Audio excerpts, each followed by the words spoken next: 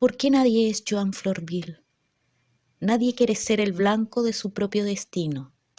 Nadie va a querer levantarse todos los días con las cicatrices del mundo en la frente. Te mataron, Joan Florville. Todos los días, en todas partes. Cuando te mataron en África, dijeron que era por costumbre. Cuando te mataron en Estados Unidos, dijeron que era por autodefensa. Cuando te mataron en Chile, dijeron que es por ser una mala madre. Lo cierto es que todos ganan con tu muerte. Pagan a algunos para acusarte, pagan a otros para arrestarte, pagan a otros para dar la noticia en los medios de dominación. Un grupito de indignados intenta hacerte entrar en la memoria colectiva, pero llorar diciendo tu nombre no sirve para nada, pedirte perdón tampoco. ¿Cómo es posible vivir en medio de tanta oscuridad? ¿Cómo es posible vivir en una ciudad sin poesía, sin espejos, sin abrazos, sin Joan Florville? Soy uno de los cobardes que no querían entenderte, defenderte. Lo único que se me ocurre ahora es llorar y escribir este poema para decirte que siento mucha vergüenza de ser parte de la humanidad que te mató. En una ciudad llena de cobardes pretenciosos, teníamos la oportunidad de amarte, teníamos la oportunidad de hacer con tu mirada un bello nido de pájaros. Vivir es la belleza de existir. No alcanzaste a coleccionar suficientes primaveras, a contar todas las piedras que te hemos lanzado. No alcanzaste a entender el sueño chileno. Te matamos todos, Joan Florville, por el color de tus ojos, porque tu acento no es el inglés, francés ni berlinés. Ahora no sabemos qué decir a tu hija. Te matamos porque es peligroso ser Joan Florville en tiempos de elecciones. Pero algo pudiste enseñarnos. Tu corto viaje dejó una lección que pronto será olvidada. Lo único digno de amar en un ser humano es lo que le hace diferente a los demás. Vivir no es urgente, amar sí. Escuchábamos ¿Por qué nadie es Joan Florville?, poema del poeta haitiano Jean-Jacques Pierre-Paul, en voz de nuestra compañera Yasmine. La muerte de Joan Florville aún sigue impune. El pasado lunes 26 de julio, el Instituto Nacional de Derechos Humanos dio a conocer que, a raíz de una solicitud realizada por el organismo, el séptimo juzgado de garantía de Santiago ordenó reabrir la investigación penal. Un día antes de esto se conmemoró internacionalmente el Día de la Mujer Afrolatina, Afrocaribeña y de la Diáspora. De esta forma, les damos la bienvenida a una nueva emisión de La Llave de la Cultura en Bibliometro Radio. Estamos muy felices de volver a encontrarnos en este espacio que busca dialogar con autores de nuestra colección. Les saluda Ignacio. Bibliometro, la llave a la cultura y entretención. Bibliometro es un programa anexo al Sistema Nacional de Bibliotecas Públicas del Servicio Nacional del Patrimonio Cultural, dependientes del Ministerio de las Culturas, las Artes y el Patrimonio. Las opiniones vertidas en este episodio son de exclusiva responsabilidad de quienes las emiten y no representan necesariamente el pensamiento del programa Bibliometro. Hola, soy Yamilet Zapata y es un gusto estar nuevamente con ustedes y compartirles en este programa un tema imprescindible para el acontecer social y cultural, como lo es la migración. Y para eso hemos tenido el honor de contar con una tremenda entrevistada, la investigadora, doctora en Ciencias Sociales, María Emilia Tillú, que nos ha brindado su aguda observación de la realidad actual y sus antecedentes en la historia negada de nuestro pueblo y nuestras raíces.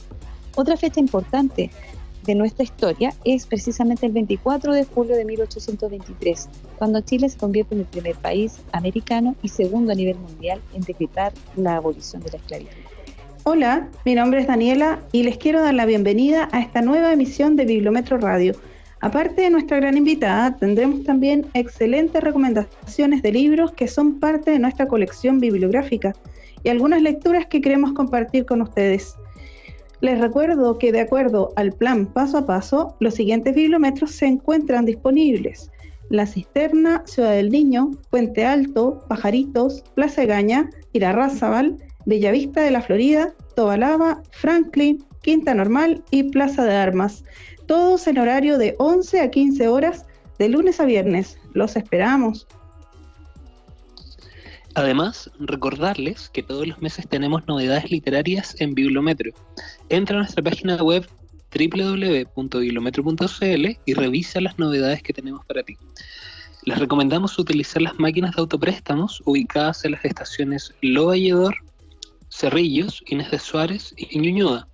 Síganos en redes sociales, somos @Bibliometro en Twitter e Instagram, y en Facebook Bibliometro, Bibliomás Palacio Pereira, Bibliometro Valparaíso y Bibliohospital SNPC.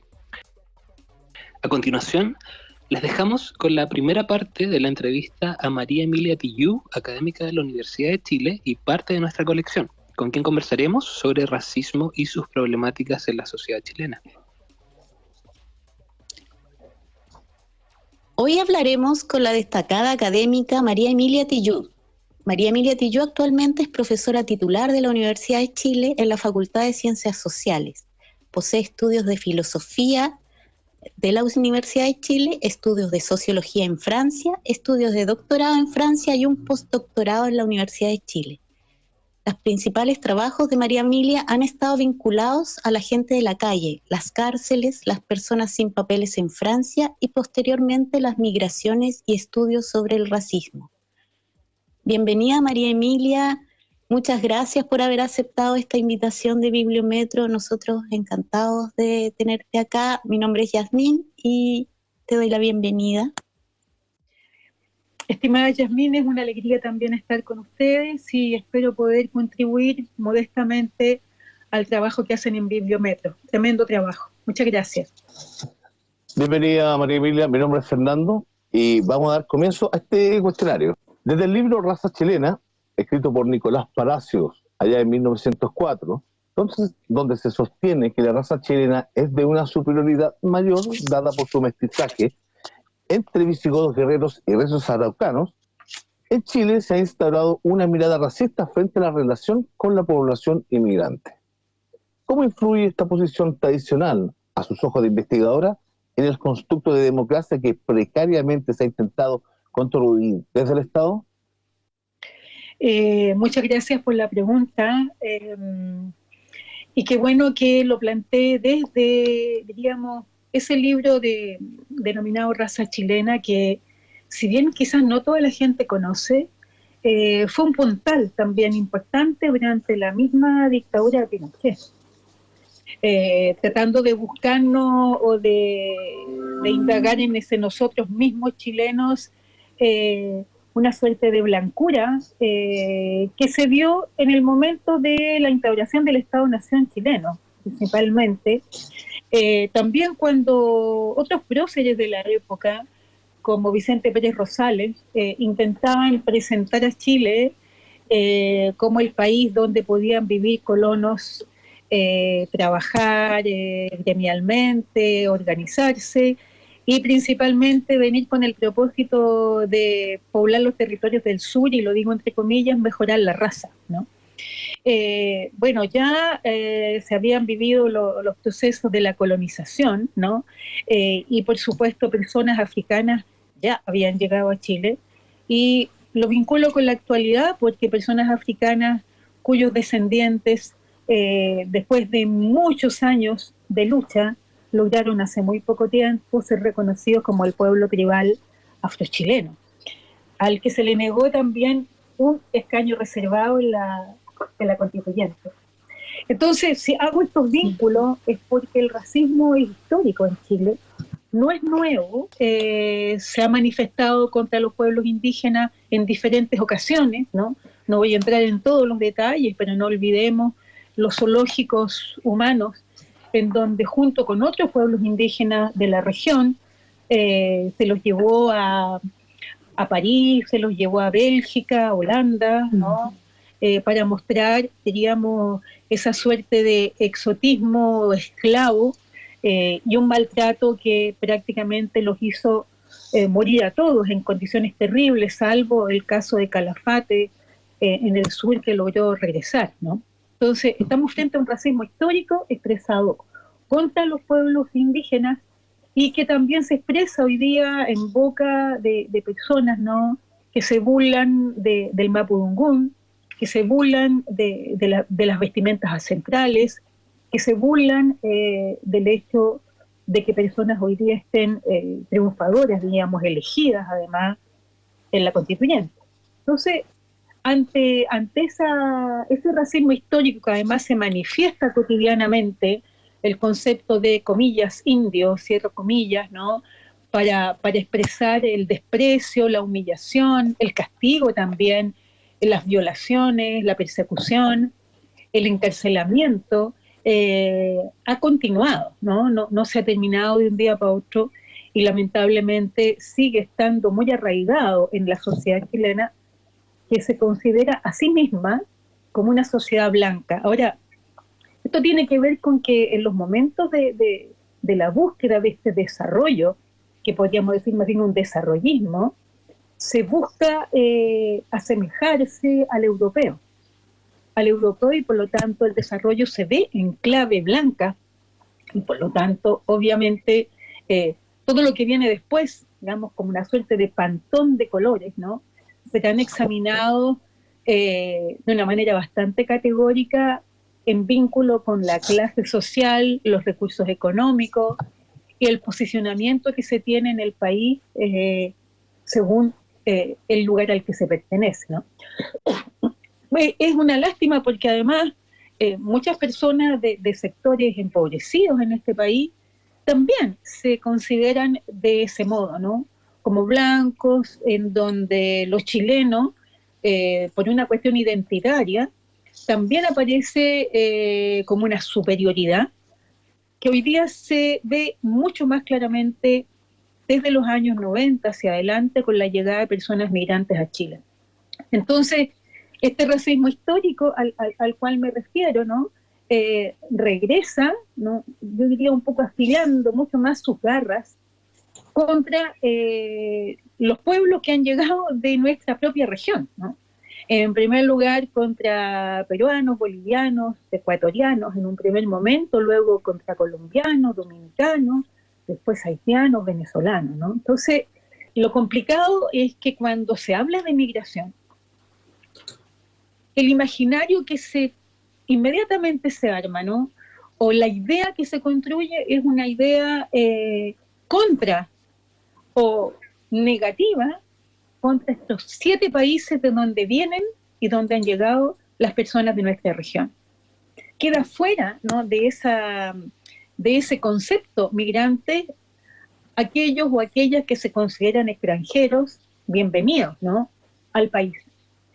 Entonces la migración, lamentablemente, contiene al racismo, ¿no? Ese racismo histórico, como recién decía, se afinca contra las personas migrantes y se demuestra en distintos tipos de racismo, digamos, el racismo institucional, que lo podemos advertir como el racismo instalado en la ley, por ejemplo, una ley de migraciones que se hizo a espaldas de las organizaciones migrantes, a espaldas de especialistas, a espaldas de gente que luchaba por los derechos de las personas migrantes, y que si bien habla, ¿no?, o escribe sobre derechos humanos, deja fuera de los derechos a aquellos que se consideran personas irregulares, ¿no? Entonces, hay un racismo institucional que, siguiendo un poco lo que señalaba ya en el año 68 Carmichael, por ejemplo, con el Black Power, ¿no?, es un racismo sutil que queda instalado en leyes, reglamentos, protocolos, y que supone entonces, con el modo en que se dictan esas leyes, es que hay personas inferiores a otras, ¿no?, en este caso a los chilenos, a las chilenas.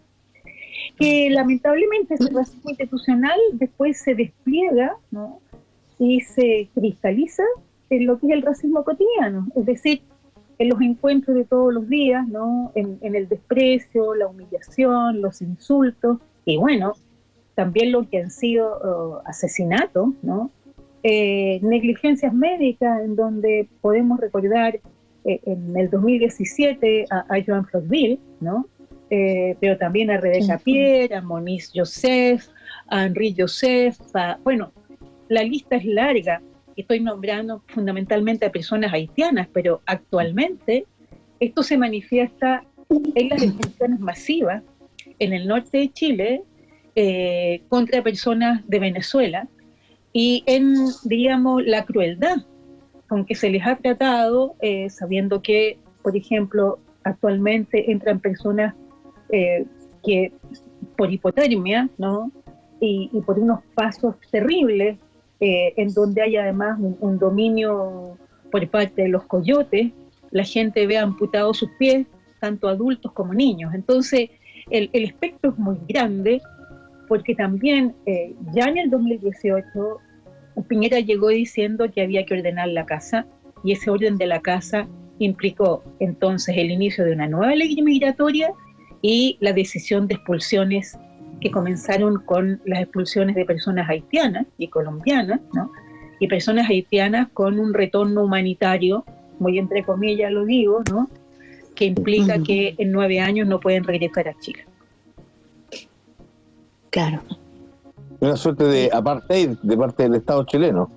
Exactamente. Claro, la política de control fronterizo aparece con ese rótulo, como decía usted en alguna entrevista, de seguridad nacional. Seguridad interna, claro. Claro. Sí, yo creo que ahí la huella de la dictadura es muy potente, porque, bueno, la dictadura deja muchas huellas terribles que no logran todavía desaparecer o salir de lo que es la sociedad chilena.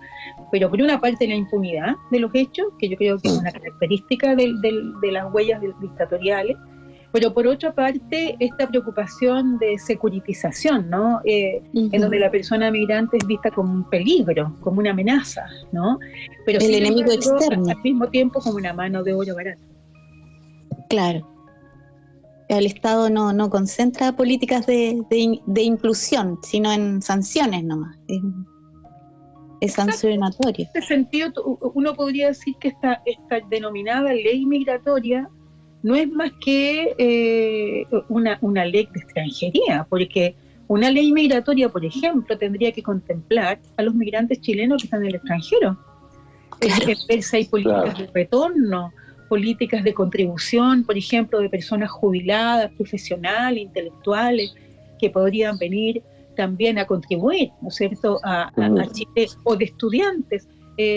No hay ni una línea sobre eso. Si la preocupación de la ley actual es fundamentalmente control de fronteras, y una de las pocas cosas positivas que aparece, pero fíjense cómo lo es, tiene que ver con lo que es el sector agrícola y el sector de trabajo, donde obviamente esa suerte de entrada o de inclusión responde a las necesidades de un mercado que, como bien sabemos, hace pocos días declararon, ¿no?, dueños de predios que tenían problemas porque no tenían mano de obra migrante porque habían cerrado la frontera. Eso salió en un reportaje de la televisión. Entonces, hay que ver que ese lugar de maltrato nos indica que las personas migrantes serían solamente un cuerpo para el trabajo, una fuerza de trabajo y nada más. Para autores como José Marín González, las razas biogenéticamente no existen, pero el racismo sí, como ideología. Usted en una entrevista señaló que el racismo es un sistema de poder. ¿Podría profundizar acerca de esta afirmación considerando el desarrollo cada vez más diverso dentro del tejido social y cómo se enfrenta esta dicotomía frente a las poblaciones originales, cada vez con mayor visibilidad y presencia, sumado a la instalación de diversos aportes migrantes a la realidad local? Sí, voy a comenzar primero por volver a la entrecomillada raza, ¿no? Después de la Segunda Guerra, la UNESCO reunió a intelectuales, especialistas, profesionales de distintos países, ¿no? Para enfrentar, digamos, a este concepto y declarar que las razas no existían, ¿no? Incluso se hizo algo bien particular que se habló de etnia, como si la etnicización y la etnificación no fuera también un proceso racista, ¿no? Yo diría que no sacamos nada con buscar eliminar el concepto raza, ¿no? Como para sacarlo de nuestro universo mental, cuando sigue siendo, a pesar de que no existe, porque eso está ya ultra estudiado, ¿no? Siendo un marcador social de diferencias, ¿no? Por algo tenemos incluso en el mismo Chile dichos populares como la raza es la mala, ¿no? O es la raza la mala, que se repite muchísimo, y esto hace muchísimos años se sigue diciendo, ¿no? E incluso todavía se habla de razas, ¿no? Depende de la raza. Yo pienso que, en primer lugar, para poder atacar esto y para poder trabajar críticamente al respecto, hay que colocar la raza, entrecomillada, encima de la mesa y buscar el origen y buscar por qué se ha convertido en un marcador social y, por supuesto, racial de diferencias, ¿no? Como para que, no sé, escuchamos en las elecciones ayer a uno de los candidatos que un periodista le preguntaba si no era un problema que fuera el más moreno de los cuatro, ¿no? Eso es muy grave porque independientemente a quién se le indique, es porque está arraigado en el sentido común. O sea, surge naturalmente esta idea de raza, que efectivamente es un marcador social y racial de diferencia. Y por supuesto tenemos además una pseudociencia. Pienso en muchos estudios, no los voy a nombrar todos, pero en Estados Unidos ha habido muchos que declaran que, comillas, la persona de, comillas, raza negra es más propensa al crimen, a la delincuencia, no sé qué. Y efectivamente lo que ocurre es que si estamos frente a una población empobrecida, una población que tuvo que vivir el apartheid, que sigue siendo asesinada, ¿no? Públicamente mientras está grabándose el asesinato, es una población que está propensa, ¿no? a mayor pobreza, abandono, etcétera. Entonces quede raro, ¿no? Que pueda haber más gente en las cárceles, tal como en Chile las cárceles están llenas de pobres. Entonces es muy complicado asegurar científicamente cuestiones que tienen que ver con el color, la biología, o también se toma a la genética, ¿no? De una manera muy irresponsable, para decir, por ejemplo, que hay que intentar atraer a los niños hijos de colombianos o hijos de dominicanos o de personas de Haití porque son mejores deportistas. Si cuando en realidad lo que se trata es que se trata de niños, no porque sean o pertenezcan a una nacionalidad específica. Eso por una parte. Entonces, obviamente vamos a ver que el racismo sigue un sistema de poder porque no deja nada fuera, ¿no? Es un sistema que está en la ley, está en los servicios de salud, está en las escuelas, está en la vida cotidiana, está en el sistema laboral y cubre, diríamos, todos los campos en donde se mueve. Y en ese sentido hay que ser muy claro en decir que no es la raza la que produce al racismo, sino que es ese sistema el que produce a la raza. Y por eso tiene tanta fuerza todavía, y por eso está presente no solamente en la política, no solamente en las leyes, sino también, por ejemplo, en la estética. Entonces, hay que ir a buscar también por qué el deseo de blancura, que tiene que ver ya con la vida contemporánea, por qué las muñecas tienen determinado color, determinada altura, cuáles son las características de una bruja, por ejemplo, versus una princesa, por qué juegan los niños y las niñas, y cómo se construyen, ¿no? Las identidades, los gustos, por ejemplo, ¿no? Cómo se construyen los gustos, sabiendo que el gusto es un juicio, ¿no? Es un juicio sobre lo que se quiere o lo que no se quiere, o lo que gusta o no gusta. Y en ese sentido el trabajo es gigante, porque ese sistema de poder tiene mucha fuerza. Hay muchos autores y autoras que han hablado de esto, ¿no? Que tiene que ver con la fuerza de la colonización, ¿no?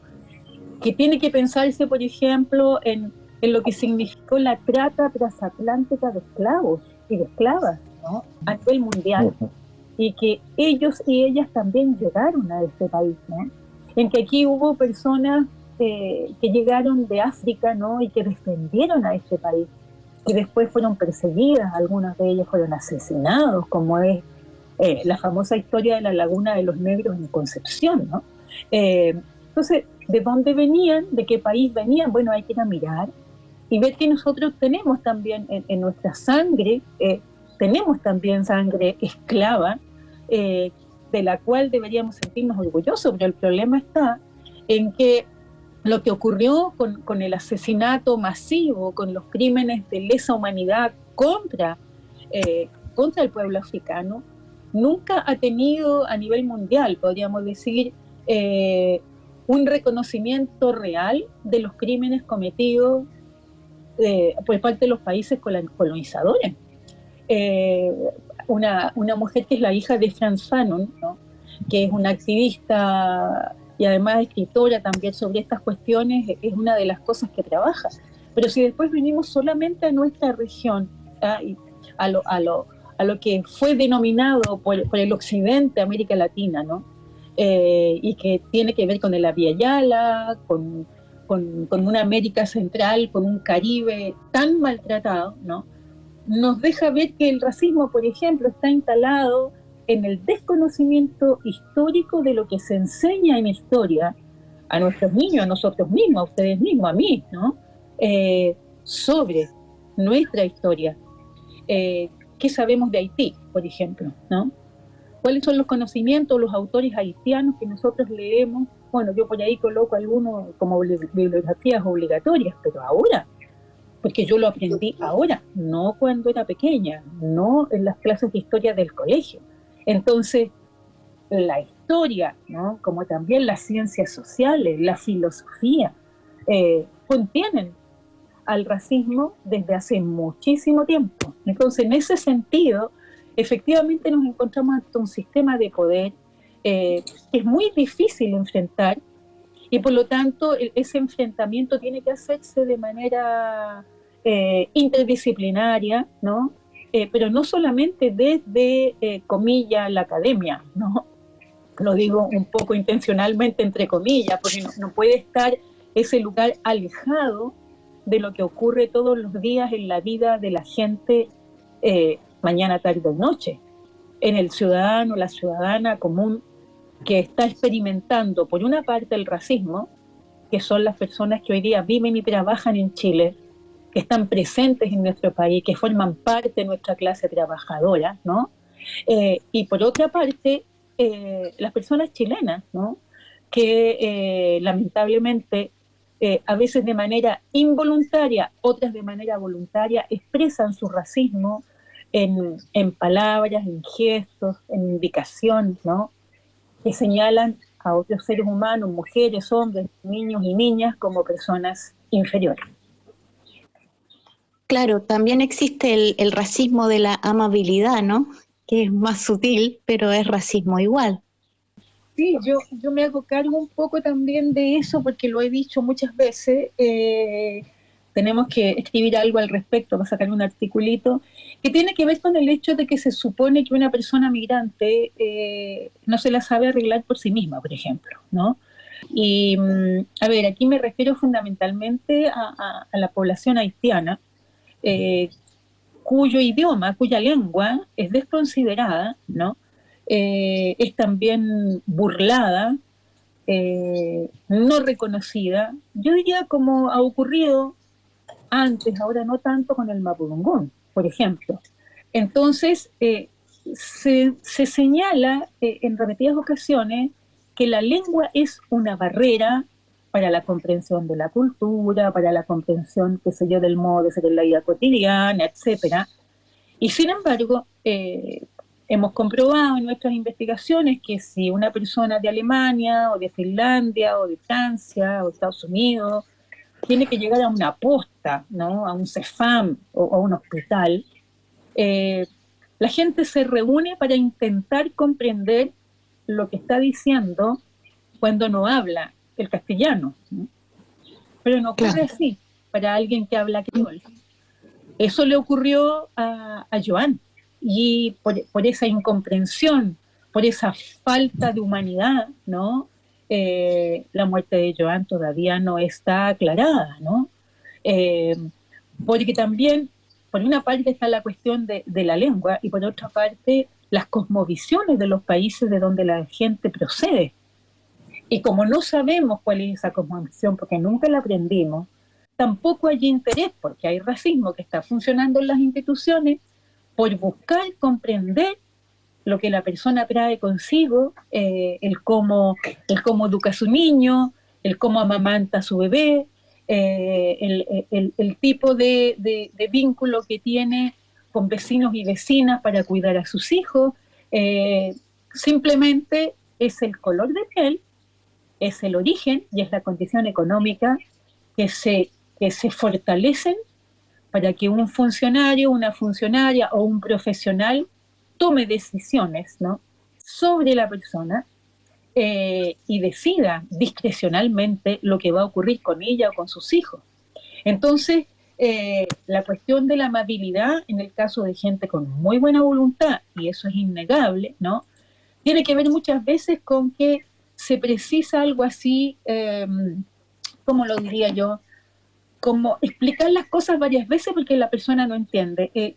Trato de pensar en que conversábamos unos días con Adrián Escribano, es un poco lo que ocurre con las personas que tienen algún tipo de dificultad física, y que, por ejemplo, pienso en amigos también, ciegos a los que se le habla fuerte, ¿no?, suponiendo que no escuchan. Cuestiones como esa, ¿no?, y que tienen que ver con discapacitar a la persona cuando no tiene ninguna discapacidad. Entonces, hay que hablar por su boca, ¿no?, por una parte, en lo que son, yo diría, los trámites más cotidianos, pero también me voy un poco al mundo, al propio mundo donde yo me muevo, que es el mundo de las investigaciones universitarias, qué sé yo, en que no necesariamente se considera, ¿no?, lo que la persona es realmente, lo que nos expresa en una condición de igualdad. Si el problema está ahí. El problema está en la desigualdad construida, ¿no? Y que por lo tanto precisa de alguien que comprende o que entiende, porque la persona no tendría voz propia o capacidad para decir lo que le ocurre. Entonces, en ese sentido, yo puedo entender, uno trata de pensarlo un poco al revés, que, por ejemplo, una persona haitiana, cuando le ocurre esto, diga que no habla castellano, aunque hable, para que la dejen tranquila, ¿no? Es lo que uno hacía también en otros lugares, decir que no hablaba, no sé, alemán o francés, para que te dejaran tranquila, porque obviamente ser chileno en esos países era ser inferior, muchas veces. Entonces, ese racismo de la amabilidad también hay que cuidarlo, ¿no? Porque funciona por el otro lado y deja a la persona en una condición de desigualdad en la que no tendría por qué estar.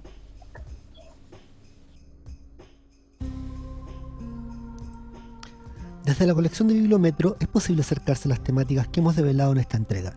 Una de las novelas ya clásicas presentes en nuestra colección es Matar a un ruiseñor, de Harper Lee, escritora nacida en 1936 en Alabama, ciudad esencial para comprender el fenómeno racial en Estados Unidos. La novela, desde la ficción, recrea un caso de violencia judicial sobre un hombre afrodescendiente y devela las directrices de una forma de concebir el mundo donde el racismo campea.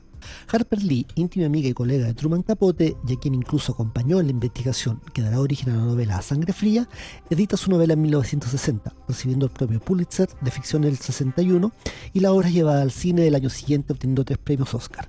Matar a un ruiseñor es el libro más leído sobre el tema racial en Estados Unidos. Otro de los libros disponibles, en tanto en nuestra red de Santiago como Valparaíso, es El ferrocarril subterráneo de Colson Whitehead, editada el año 2016 y premio Pulitzer el año 2017. El libro narra el rol de la red de apoyos que posibilitó el escape de esclavos específicamente en la zona de Georgia, breves años antes de la Guerra de Secesión, hacia las zonas del norte del país. El libro, más allá de ser una relectura del inicio de la lucha por la libertad de la población afrodescendiente, cruza toda la historia estadounidense. Otro libro que no podemos dejar de mencionar, disponible en nuestra colección metropolitana, es 12 años de esclavitud de Salomón Northup. Este texto, originalmente datado en 1853, narra la odisea, por llamarlo de alguna forma, de un hombre negro que nace libre en el estado de Nueva York y que en su paso por Washington D.C. es secuestrado y vendido como esclavo. Tras 12 años de cautiverio, logra contactarse con sus cercanos y con la intermediación del Estado recupera su estatus de hombre libre. Los sucesos ocurren 8 años antes del inicio de la Guerra de Secesión. Este libro ha sido adaptado al cine, ganando el año 2013 el Oscar al mejor largometraje. Finalmente, disponible en los puntos de Puerto y Limache, en la red de Bibliometro Valparaíso y Plaza de Armas y Plaza Gaña en Santiago, disponemos del libro Negra, de la escritora cubana Wendy Guerra.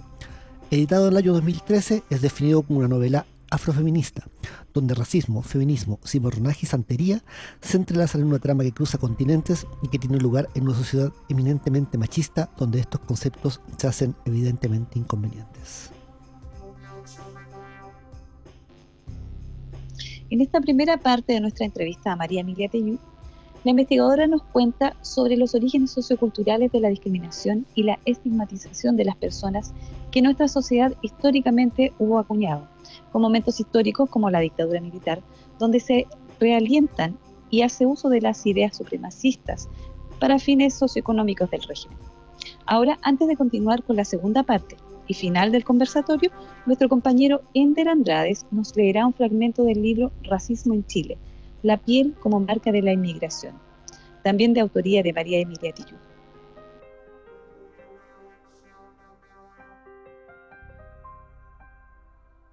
El desconocimiento histórico, la incomprensión de una condición no buscada y el constante deseo de nación develan cómo la clase, la etnia, la raza, la nación y el género son marcadores que ayudan a examinar las distintas violencias, tanto las visibles como las simbólicas, derivadas de la fuerza contenida en la forma del par, ellos, nosotros, que supone la existencia de seres superiores e inferiores, y logra que regrese la vieja cuestión de las razas inferiores, que armó las representaciones coloniales.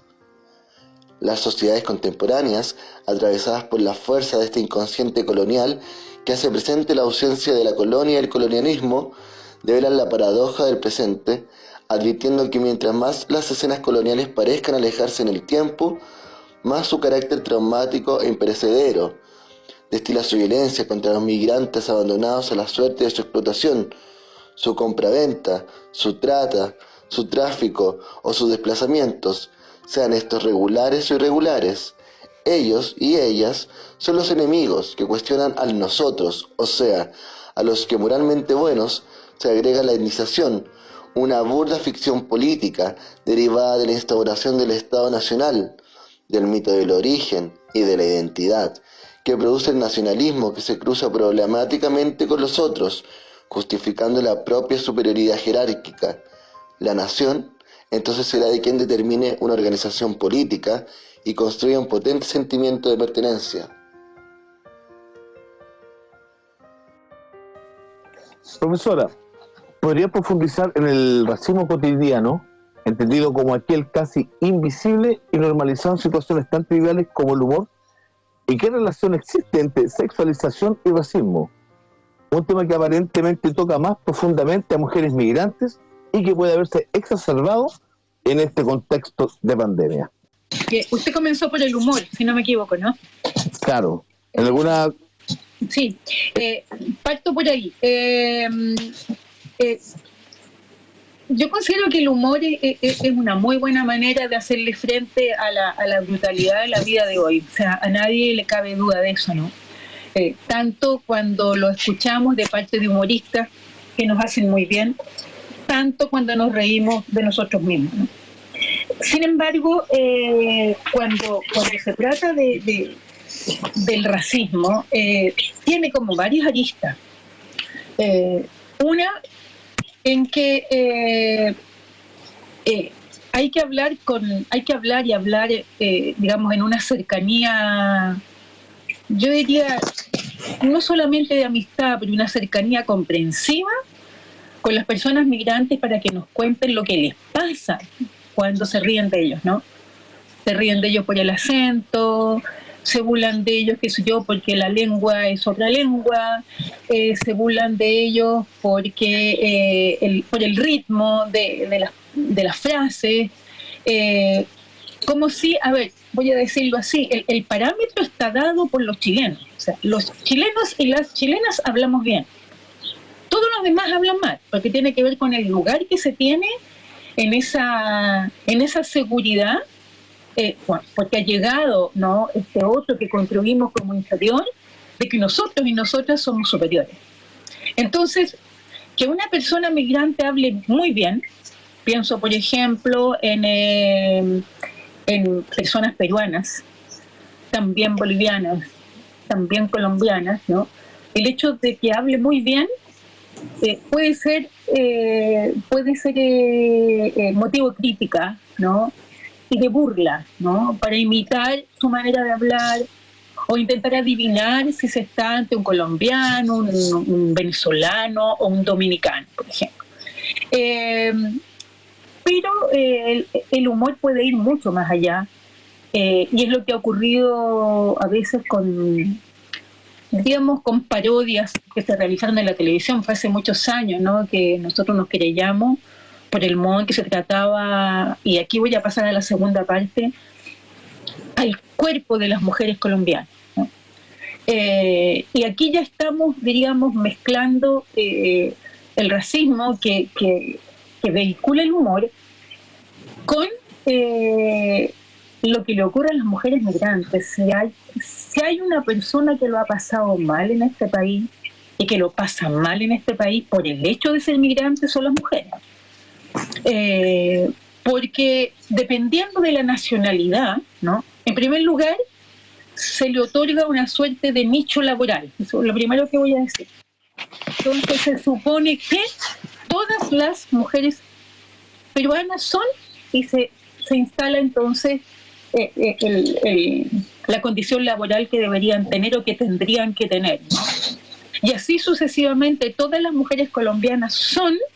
Y aquí entramos entonces en una construcción que proviene de los medios de comunicación, fundamentalmente, que proviene también de toda una novelería, por decirlo de cierto modo, del vínculo de Colombia con el narcotráfico, del vínculo de Colombia con la prostitución, el vínculo de Colombia con una mujer, ¿no?, que sería, comillas, fácil, que estaría disponible, y que tiene que ver además con que se les considera hermosas, bellísimas, etcétera. Lo mismo está pasando con las mujeres de Venezuela. Entonces, mirando siempre al revés, yo me voy al otro lado, mirando desde Chile, ¿por qué hacemos eso, no? Y bueno, uno podría irse a investigaciones que se han hecho en los cafés con piernas, por ejemplo, y que yo me detengo mucho ahí porque investigamos mucho hace algunos años sobre la sexualización racializada de las mujeres migrantes, y que el café con piernas, por dar un ejemplo, es un producto típicamente chileno, no existe en ningún otro mercado. El café con piernas es un lugar de sexualización ya para las mujeres chilenas, que las obliga, ¿no?, a portar zapatos que les destruyen la columna, altísimo, que les obliga a vestimentas súper ajustadas, que les obliga a operaciones muchas veces para mantenerse en el trabajo, y que con la llegada de las mujeres migrantes se solicita muchas veces de preferencia, los avisos económicos los vemos, señorita de menos de 25 años, de preferencia colombiana o venezolana, ¿no?, y sobre todo en algunos lugares que tengan estudios universitarios o que estén estudiando en la universidad y que hablen distintos idiomas. Es decir, una construcción de objeto, ¿no?, sexualizado, a lo que uno tiene que agregar el proceso de racialización. Entonces nos encontramos frente a una racialización, sexualización que ataca a las mujeres y que las expone continuamente, yo diría diariamente, a distintos tipos de abusos, ¿no?, a ser tocadas, pellizcadas, manoseadas. Esto lo tenemos en muchas entrevistas y además lo hemos observado. en los transportes públicos, a ser solicitadas en los trabajos o que supuestamente están dispuestas a los deseos masculinos cuando se les antoja, y también indicadas, señalizadas como mujeres pecaminosas o mujeres malas, qué sé yo. Y para ello recuerdo la famosa marcha del año 2014 en Antofagasta contra las mujeres colombianas acusadas de robar los maridos, ¿no? Entonces, es una historia larga, uno podría sacarle mucha punta, pero efectivamente las crisis de pareja, las crisis de los matrimonios, ¿no? En donde hombres engañan a las mujeres, o viceversa, uno podría decir, no se le puede achacar a la presencia migrante, sino a la crisis que tiene la propia pareja, y que efectivamente hay que buscar por ahí lo que hace el hombre o lo que hace la mujer, ¿no? Y por otro lado también son personas llamadas o usadas también en la entretención, ¿no? Lo que está bien, pero el problema son las humillaciones que la gente pasa en esas condiciones, ¿no? Pienso en los vedetos, pienso también en las trabajadoras sexuales, pues yo considero que el trabajo sexual es un trabajo y en eso saludo a mis queridas amigas de la Fundación Matching, ¿no? Pero en donde por el hecho de ser migrante, por tener una condición migratoria particular, las mujeres son maltratadas y en algunos casos violadas, perseguidas, abusadas, ¿no? Y luego yo diría que además hay algo más que ocurre con las mujeres, ya no estoy hablando aquí específicamente de la sexualización, sino de la racialización, en que hay muchas acusaciones, por ejemplo, de señalarlas como irresponsables en la educación de sus hijos. Eso en los servicios de salud es muy común, ¿no?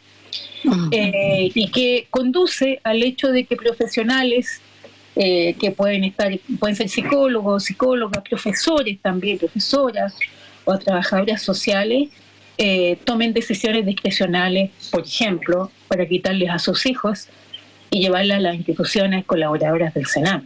Entonces, la mujer, y siempre yo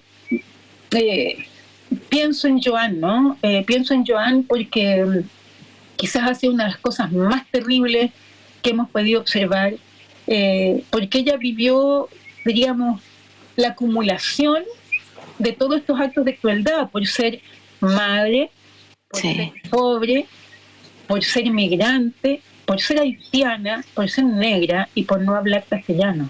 Todo esto junto la colocó en un lugar de castigo terrible, en donde terminaron ejerciendo sobre ella los peores castigos. Luego, no sé, pienso en Rebeca Pierre, médica, formada en Cuba, trabajaba para la Cruz Roja Internacional, se sintió mal, era médica, sabía perfectamente que estaba enferma, negligencia, no la atendieron, la dejaron irse y se desplomó en un paradero micro y se murió. Y bueno, lo que ocurre en el norte, en la frontera, la no atención en los servicios, la discriminación en los colegios, es interminable, ¿no? Y siempre pienso, ¿qué va a pasar en 10 años más? Pues con hoy día hay matrimonios, hay parejas, hay hijos de chilenas y de haitianos, hay hijos de colombianas y chilenos, y ahí vamos viendo que somos un país que se ha enriquecido, ¿no? Que además hay una cantidad importante de niños nacidos en Chile. Hay deportistas, profesora. Deportistas que... Mucho, pero además entro en lo que le pasa a los niños. Para mí, cuando hablo de las mujeres, no puedo dejar de hablar de los niños, porque la cantidad de niños y niñas que siendo chilenas y chilenos siguen portando la marca de la migración como, vuelvo atrás, como una marca estigma, ¿no? Como un estigma que no les saca de encima la condición migratoria de los padres y los siguen castigando. Entonces, yo creo que en algunos años más necesariamente esto va a tener que cambiar, porque Chile es el conjunto de la gente que aquí vive, no es solamente a quien se dirige el presidente cuando dice chilenos y chilenas, aquí no, a todos los que viven y las que viven en la sociedad chilena y trabajan en la sociedad chilena. O sea, durante los peores periodos de la pandemia, fueron ellas que nos traían nuestra alimentación, y hasta el día de hoy son los que nos venden la benzina, son las personas que se exponen, las primeras y los primeros que se exponen a todo tipo de violencia. Es decir, seguimos teniendo, yo diría, una relación compleja con las personas migrantes sin considerar que hacen parte de la misma clase trabajadora. Finalmente es la cuestión de humanidad la que está en tensión también con esto. Obviamente, usted lo ha dicho. O sea, este es un problema, a ver, voy a decirlo de una manera bastante crítica. Me lo pregunto así: ¿a quién le importa lo que le suceda a una persona migrante en Chile? ¿Realmente? ¿A quién le importa que hace pocos días un chico estaba en pleno centro de Santiago con un ataque y se estaba muriendo y nadie se acercaba porque era una persona afrodescendiente? ¿A quién le importa realmente? ¿Dónde está, y espero que esté en la constituyente, la preocupación por la población migrante en Chile? Son casi 1.500.000 personas. Y eso advierte del racismo chileno y del lugar diferenciado e inferiorizado donde se les coloca. Entonces, mi gran preocupación es que, al parecer, lo que se denomina derechos humanos, bueno, que sigue siendo además derechos que vienen también de Occidente, ¿no? ¿Hasta qué punto podemos hablar de derechos humanos cuando hablamos de la población migrante? Lo comparo un poco así, podemos hablar de derechos humanos cuando hablamos de la gente de la calle, en donde hay también población migrante. ¿Por qué tendría que haber diferenciación en esos derechos que tienen unos y que tienen otros? Y aquí sí que veo que hay, así como hay un proceso de racialización y de sexualización, hay deshumanización y crueldad. Y frente a eso hay mucho por hacer todavía, porque efectivamente es un problema de deshumanización. Si le sacamos a la persona su condición humana, ¿no? ¿Qué es lo que dejamos? Dejamos a una cosa, a un objeto. Y por eso se le puede explotar. Hoy día hay juicios sobre trata laboral de migrantes en Chile. Hay situaciones de trata que todavía no están en juicio porque las personas no se atreven a denunciar. Y efectivamente esto está sobre todo en un mundo agrícola, también en el mundo de la construcción, pero sobre todo en lo que es en donde está, digamos, el cultivo, en los valles, en distintos lugares del país. Entonces, la necesidad de trabajar por esta humanización y una consideración de igualdad con cualquier persona, el día en que no digamos más migrantes, por ejemplo, vamos a haber hecho un paso gigante de que la persona sea, no sé, Jean-Claude, Martín, Juan, María Isabel. Desde el momento en que nombramos y que decimos migrante, estamos todavía atándolo lamentablemente, con el racismo. Claro. Se le desaloja de su nombre, su apellido, su historia. ¿Sí? Se ningunea. Sí, porque, por ejemplo, es muy bueno lo que usted dice, porque si yo tengo un amigo, es mi amigo, ¿no? Y se lo presento, no sé, a mi familia o a ustedes, yo le presento a mi amigo, no le agrego la nacionalidad. Porque a mí nadie me dice, le presento a la María Emilia, que es chilena, ¿no? Salvo cuando me están inferiorizando, o salvo cuando me quieren presentar como una suerte de llavero, ¿no? Por decirlo de alguna manera. De cosa que, comillas, yo también tengo muchos amigos migrantes. Pues si son mis amigos, no tengo por qué decir que son migrantes, son mis amigos. Claro. es un colega, no lo veo, no veo una diferencia. Lo que veo es que es mi amigo y que tengo muchas cosas en común con él, que lo puedo criticar, con el que puedo discutir, como con cualquiera, porque tiene esa condición donde la amistad es lo fundamental. Entonces, al nombrarlo con la nacionalidad, por ejemplo, cuando decimos los colombianos son o las colombianas son, suponemos que hay un país completo que es igual, ¿no? Y además cuando decimos la migración contiene un montón de países, cada uno con su cultura, sus cosmovisiones, su política, su modo de ser. Entonces generalizamos y ocurre lo mismo que ocurre con las personas chilenas del extranjero. Los chilenos son y somos todos iguales. Ladrones, por ejemplo, lo que se repite mucho, ¿no? Y bueno, yo no estoy de acuerdo en que me consideren en esa generalidad, ¿no? Por lo tanto, claro, se les desaloja su nombre, su apellido, su historia, su tierra, ¿no? Porque se les nombra por la nacionalidad o por el color o por el origen. También ocurre con gente que ha vivido migraciones internas, ¿no? Al interior de los países. María Emilia, como para cerrar esta entrevista, mientras usted hablaba sobre los afrodescendientes, me acordé que hay un libro que sacó la Universidad de Tarapacá que se llama Y llegaron con cadenas, que ahora está en PDF y lo liberaron, así que todo el mundo lo puede ver. ¿Usted nos podría recomendar, esa es la palabra, recomendar a otros autores chilenos afrodescendientes? Sí, yo pienso que hay que leer a la Rosa González, a Rosa Soto, perdón, a Rosa Soto, Rosa Soto Lira, ¿no? La mujer negra en el Reino de Chile. Hay varios estudios historiográficos de la esclavitud en Chile. Por ejemplo, hay uno de, me parece que es Gonzalo Vial, que escribe El africano en el Reino de Chile, estudio histórico jurídico. También está el propio Rolando Mellafe, la introducción, ¿cómo se llama?, de la esclavitud negra, parece que se llama. Él trabaja sobre las rutas, el tráfico, ¿no?, de esclavos, ¿no?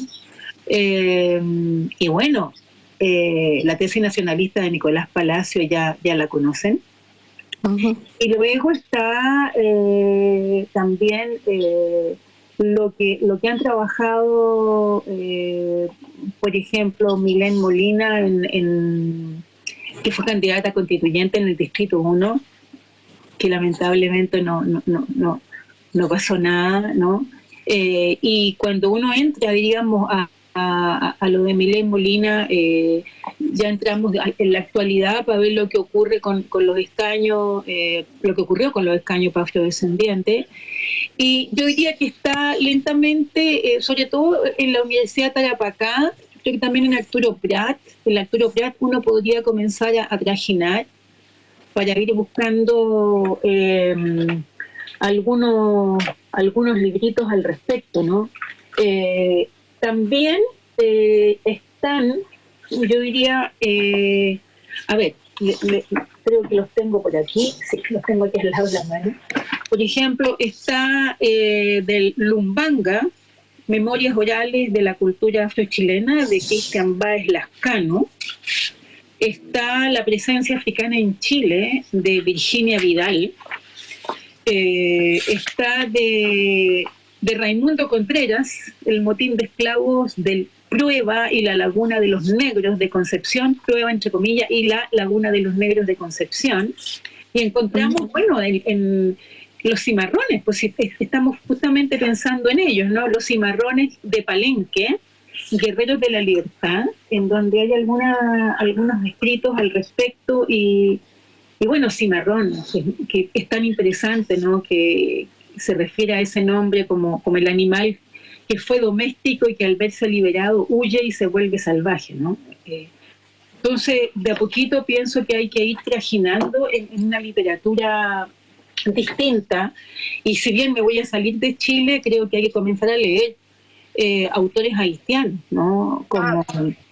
Como Joseph Antenor Firmin, que a reversa de lo que escribe el conde Joseph de Gobineau, ese famoso libro de la desigualdad en la raza humana, Antenor Firmin le hace una respuesta preciosa y además de gran nivel, en un libro que se llama La igualdad de las razas humanas, y demuestra que lo que Gobineau dice es un tremendo error.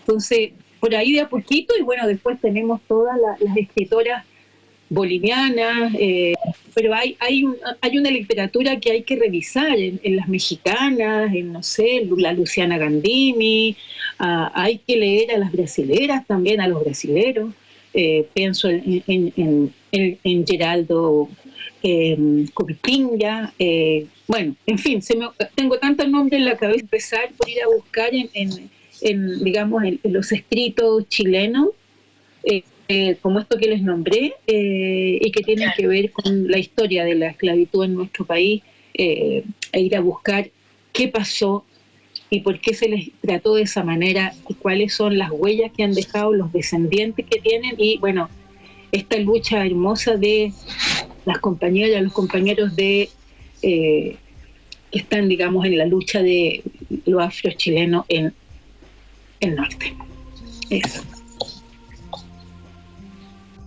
Muchas gracias, profesora María Emilia. Ha sido muy clarificador. Quedamos con ganas de más. Quizá en algún momento volver a invitarla. Por supuesto que sí. Abrazo fuerte, profesora. Me imagino que después van a hacer cosas seguramente presenciales, ¿no? Es un sueño. Nos vamos a encontrar en algún momento. Qué lindo sería. Realmente hay mucho trabajo por hacer en esta temática de la migración. Me alegro que existan movimientos, instituciones y personas que luchan diariamente por darles un buen vivir a estos nuevos compatriotas nuestros. Hablar sobre racismo no pierde actualidad. Por ejemplo, desde hace unos días, se habla sobre el cambio de nombre de una galleta que resulta racista y que algunos constituyentes incluso enarbolaron casi como una proclama de partido, lo que viene a ser un ejemplo más sobre lo cotidiano que resulta el racismo y todas sus dinámicas en la sociedad chilena. Las obras de María Emilia Tijoux, Racismo en Chile, y la revista actual Marx Intervenciones se encuentran disponibles en Bibliometro. Visita nuestra página web y reserva tu título. Muchos de los conceptos abordados en esta edición pueden ser encontrados en el libro Racismo en Chile, la piel como marca de la inmigración, compilado por nuestra invitada María Emilia Tijoux y editado el año 2016. A través de 4 capítulos temáticos: presencia del racismo en Chile, regreso de la raza e inmigración como problema, inmigrantes, los derechos en disputa, espacio de vida y fronteras del racismo, y por último, imaginarios culturales del racismo, desarrollados en 16 breves informativos ensayos, nos ofrece una perspectiva detallada y cercana a una problemática actual e incumbente. Este trabajo se encuentra disponible en estaciones de Ciudad del Niño, Franklin, Pajaritos, Puente Alto, Quinta Normal, Tobalaba, y en Valparaíso, estaciones Limache y Puerto. Del autor Frantz Fanon, su libro Piel Negra, Máscaras Blancas, tiene características de un libro de investigación. En este estudio, Fanon utiliza el psicoanálisis y la teoría psicoanalítica para explicar los sentimientos de dependencia o insuficiencia que las personas experimentan en un mundo blanco. Habla de la autopercepción dividida de la personalidad negra, que ha perdido su originalidad cultural nativa y ha abrazado la cultura de la madre patria. En este caso, Fanon se cría en Martinica, una colonia francesa, y a eso nos referimos, que estas culturas abrazan, en este caso, a Francia como tal, ¿no? Perdiendo justamente lo que acabamos de decir, esa cultura. A pesar de su conexión explícita con esos países, los últimos debates entre los teóricos del nacionalismo, anticolonialismo, decolonialidad y liberación se han centrado principalmente en las últimas obras más revolucionarias de Fanon, en lugar de la explicación psicoanalítica de las relaciones coloniales. Este libro podemos hallarlo en los bibliómetros Universidad de Chile, Macul y Maipú. También podemos vincularnos con otro autor muy prominente como Boaventura Sousa Santos con su libro Descolonizar el saber, reinventar el poder, que aborda la xenofobia mediante la implantación ideológica del pensamiento conquistador de Europa, a través del pensamiento eurocéntrico en la historia. Este libro pueden hallarlo en los bibliómetros La Cisterna, Los Héroes y San Pablo. A continuación, les invitamos a escuchar un extracto de Ese País, columna publicada en la revista literaria Había una vez por María José Ferrada, escritora y editora del sitio chileno Chile para Niños. En Bibliometro puedes encontrar sus libros ¿Quién es Juan?, El lenguaje de las cosas, Cramp, Niños, Pájaros, entre otros. Ese país. Existe un país en el que viven los niños migrantes, un país que se habita desde distintos lugares de la tierra. No sabes cómo, pero un día llegas, te llevan. Tiene una bandera que se parece a otras banderas, pero tiene algo diferente. Le falta una estrella, le sobra una línea. No sé bien qué es, pero tiene algo raro. También el idioma suena extraño, pero se entiende. Y el paisaje. El paisaje del país de los niños migrantes es un paño blanco. Lo llevan en el bolsillo, junto a una aguja, y cada vez que pueden, van cosiendo algo, lo que veían por la ventana de la casa que quedaba en el país que dejaron, lo que dicen sus padres sobre ese lugar. Sus padres siempre hablan de ese lugar, lo que vieron por la ventana del avión, del bus, del barco. También van agregando algunas de las cosas que encuentran en el país al que llegaron. Pocas cosas, porque los niños migrantes piensan que ese país al que llegaron no les pertenece. Se los dijo una vez otro niño y ya no lo olvidaron. Vuélvete a tu país. Era una broma, pero los niños migrantes no se rieron. Y entonces, en la escuela, dijeron que los niños migrantes no tenían sentido del humor, que los niños migrantes eran raros. No hay primos ni hay abuelos en ese país. Tampoco hay mascotas, porque si tienes una mascota, te encariñas y algún día vamos a volver. Pero los días pasan y el día en que vamos a volver no llega nunca. Los días pasan y no tienes mascota. También están las fiestas.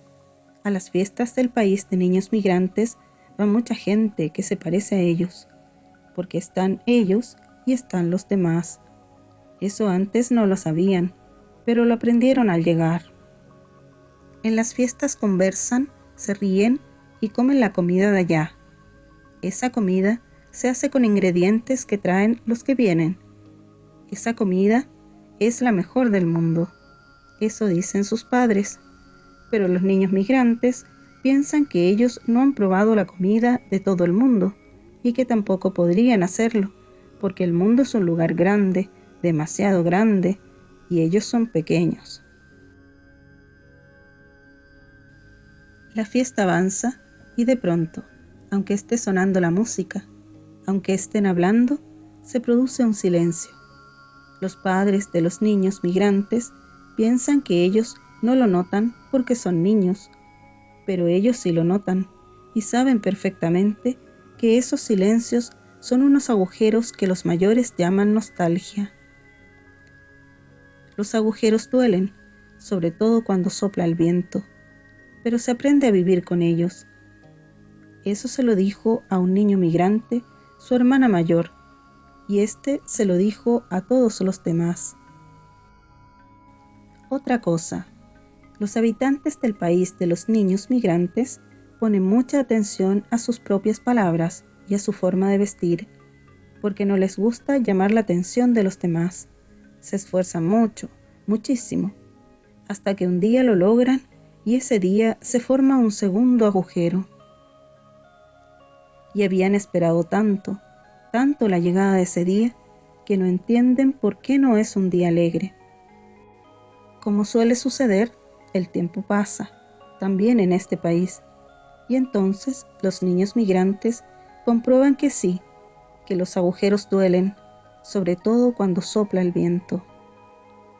El tiempo pasa, también en este país. Y los habitantes del país de los niños migrantes un día miran hacia atrás y a veces, solo a veces, piensan que podría haber sido distinto. Pero las cosas fueron así. Y hoy hace frío, hace tanto frío, y a pesar del paso del tiempo, los agujeros duelen. Tal vez, si alguien les hubiera hablado del sol, tal vez si alguien...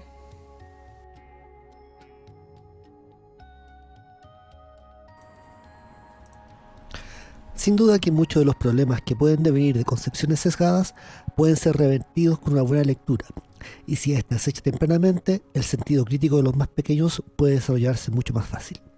María José Ferrada, en su hermoso libro Otro País, nos sumerge en el tema de la migración desde el punto de vista de los más pequeños, considerando que la población de este territorio se ha nutrido a lo largo de los años por diversas oleadas migratorias. La llegada de pequeños haitianos, peruanos, colombianos y venezolanos no puede ser más que un gran aporte y un nuevo impulso a la creación de una sociedad más tolerante. Desde una perspectiva sensorial, este texto nos acerca a la parte emotiva que inevitablemente estos cambios generarán en los más pequeños. Disponible en la red de Santiago y en Bibliometro Valparaíso, Estación Puerto. Otro de los libros que aborda la problemática del racismo se llama Hombre de Color, inspirado en un cuento africano que le ha dado forma Jérôme Roulier. Este libro en formato álbum es un cuento-poema, entregado generación en generación por la tradición oral africana contra las expresiones racistas, los signos de dominio económico y cultural, y que cuestiona los prejuicios y las ideas preconcebidas. Este libro maravilloso parte de esta forma: yo, hombre negro, cuando nací era negro; tú, hombre blanco, cuando naciste eras rosa; cuando yo crecí yo era negro; cuando tú creciste tú eras blanco; cuando yo tomo el sol yo soy negro; cuando tú tomas el sol tú eres rojo; cuando yo tengo frío yo soy negro; cuando tú tienes frío tú eres morado; y tú me llamas hombre de color. De forma sencilla, con un mensaje muy directo, este libro estimula a los lectores a recapacitar sobre las diferencias del color de la piel de los humanos. Este bello libro se halla en los bibliometros Bellavista de la Florida, Pajaritos e Irarrázaval. Es importante considerar que quizás sean los niños, niñas y jóvenes migrantes a quienes más les cuesta conciliar sus experiencias personales en un país distinto del que nacieron, debido a que no son capaces de comprender las decisiones de las y los adultos. María José Ferrada pone en relieve el doble y particularmente pesado trabajo de forzar la identidad en este nuevo mundo. Por eso es un imperativo para nuestra sociedad, el Estado, sus instituciones y las personas reflexionar y tomar conciencia de toda la problemática emocional que implica el desarraigo y nuevo arraigo en un país donde lamentablemente se sigue estigmatizando a las personas. Queremos una vez más recordarles sobre los servicios de Bibliometro disponibles para que puedan disfrutar de todos los contenidos que constantemente estamos creando para nuestras y nuestros usuarios. Por ejemplo, en redes sociales nos pueden encontrar como @bibliometro, Bibliometro Valparaíso y Bibliohospital San José. También Bibliohospital SNPC, @Bibliomás Palacio Pereira, tanto en Facebook como en Instagram, y por supuesto en nuestro sitio web www.bibliometro.cl, donde podrán revisar el catálogo, inscribirse, reservar libros y conocer nuestras actividades y novedades. Bibliometro te invita a participar de un taller de creación de personajes usando tu imaginación y los materiales que tengas disponible en el hogar. El taller se realizará el próximo sábado 7 de agosto a las 12 horas. Dirigido a niñas, niños y niñas de 5 a 9 años. Inscripciones en contacto @bibliometro.gov.cl. ¿Has escuchado hablar del Festival Feliz? Feliz es la sigla para el Festival de Experiencias Lectoras por una Infancia Feliz, evento que reúne distintas actividades formativas y recreativas para mediadores de lecturas, formales e informales.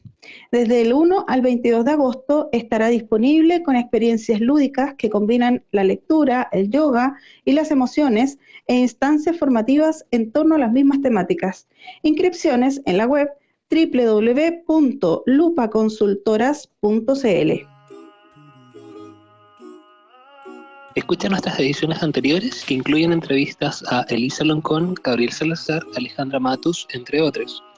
Les recordamos que de acuerdo al plan, paso a paso, los siguientes bibliometros se encuentran disponibles: La Cisterna, Ciudad del Niño, Puente Alto, Pajaritos, Plaza Egaña, Irarrázaval, Bellavista de la Florida, Tobalaba, Franklin, Quinta Normal y Plaza de Armas.